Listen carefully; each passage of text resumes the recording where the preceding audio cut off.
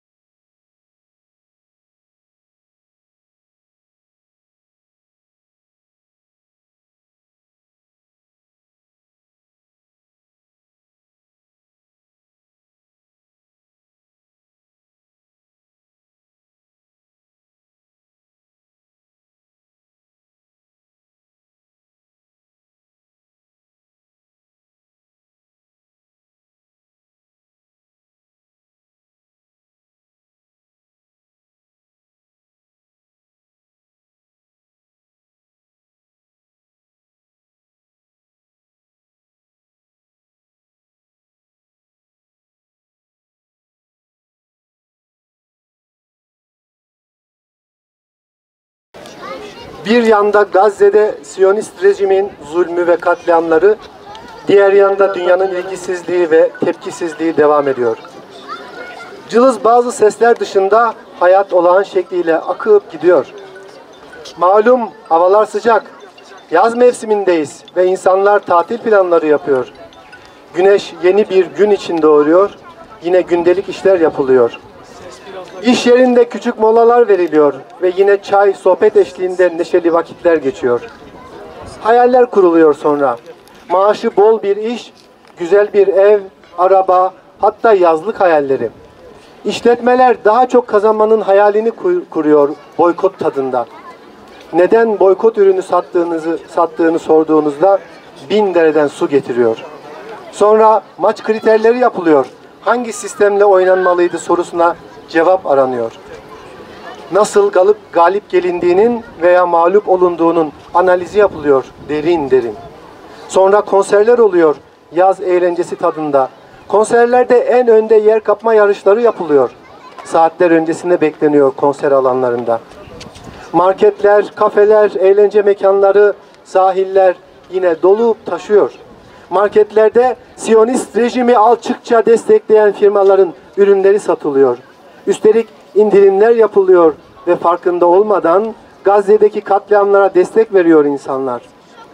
Bir Siyonist Yahudi kaç tane Gazze'li çocuğu şehit ettiğinin havasını atıyor.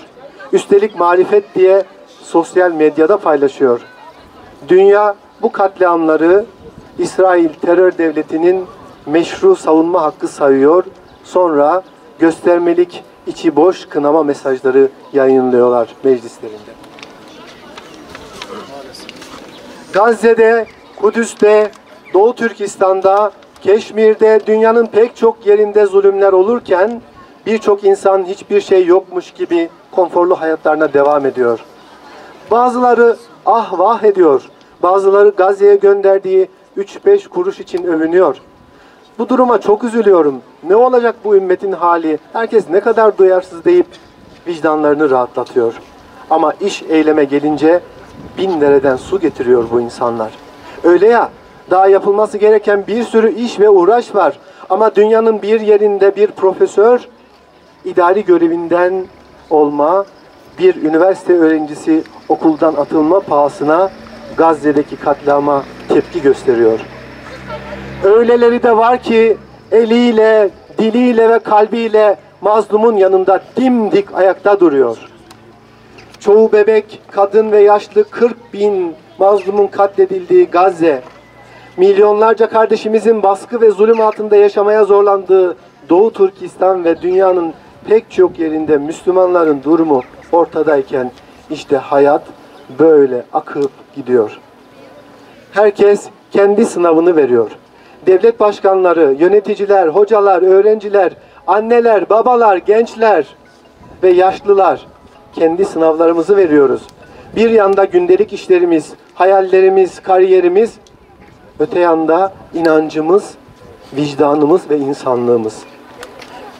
Asıl ve gerçek sınava, hesap günü Allah'ın huzurunda verilecek sınava işte böyle hazırlanıyor insanlar. Değerli arkadaşlar, bizler Van 100. Yıl Üniversitesi öğrenci toplulukları olarak Mayıs ve Haziran aylarında 37 gün boyunca bu zulümler karşısında sesimizi yükseltmek için çeşitli etkinlikler gerçekleştirdik. Gazze Nöbet Çadırı'nda öğrencilerimiz kimi zaman derslerine girmedi. Devamsızlık haklarını sonuna kadar kullandılar. Gecelerini gündüzlerine kattılar. Ribat Çadırı'nı bir okula dönüştürdüler. Bizler burada çok şey öğrendik. Aslında Gazze dünyaya çok şey öğretti. Bu süreçte üniversitemizden pek çok kardeşimiz ve hocalarımız ve rektörlüğümüz bizlere destek oldu. Okulun bitmesi, sınavlar ve artık öğrencilerin evlerine gideceğinden dolayı Gazze Nöbet Çadırımızdaki faaliyetlerimizi bitirmek zorunda kaldık. Ancak nöbetimiz yine de devam ediyor. Her fırsatta eylem ve söylemlerimizle zalimin karşısında, mazlumun yanında olmaya devam ediyoruz. Bugünkü etkinliğimizde de kalbimizin her daim Filistin ve dünyadaki mazlumlarla birlikte attığını anlatmaya çalıştık. Okçular Tepesi'ndeki yerimizi terk etmeyecek, nöbetimize devam edeceğiz.